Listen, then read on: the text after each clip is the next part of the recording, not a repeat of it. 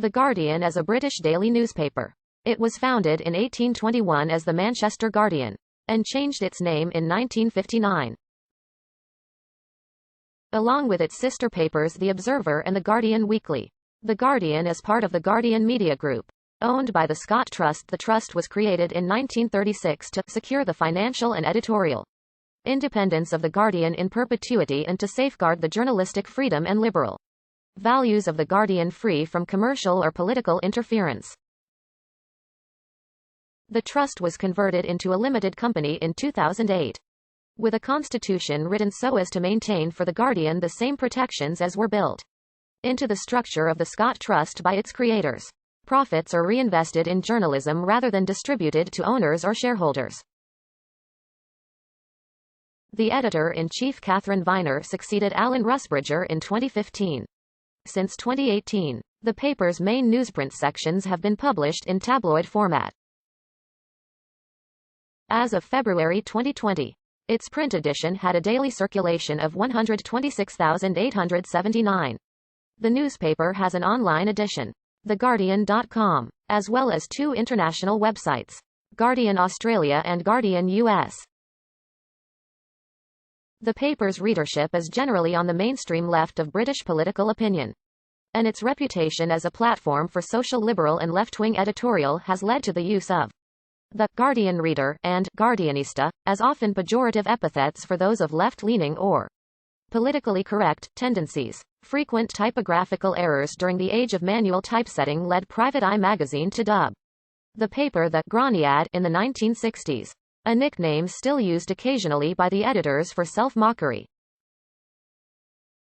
In an Ipsos Mori research poll in September 2018 designed to interrogate the public's trust of specific titles online, The Guardian scored highest for digital content news, with 84% of readers agreeing that they trust what see in it. A December 2018 report of a poll by the publisher's audience measurement company stated that the paper's print edition was found to be the most trusted in the UK in the period from October 2017 to September 2018.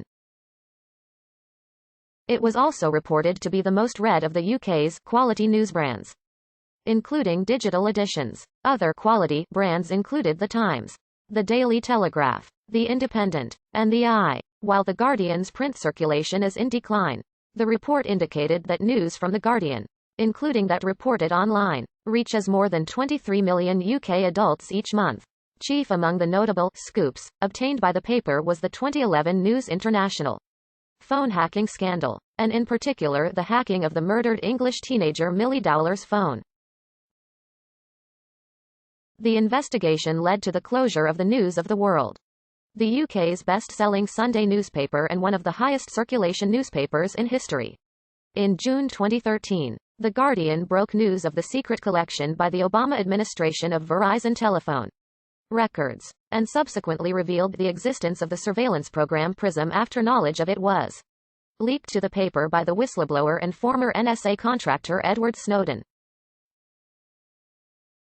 In 2016, The Guardian led an investigation into the Panama Papers, exposing then Prime Minister David Cameron's links to offshore bank accounts. It has been named Newspaper of the Year 4 times at the annual British Press Awards, most recently in 2014, for its reporting on government surveillance.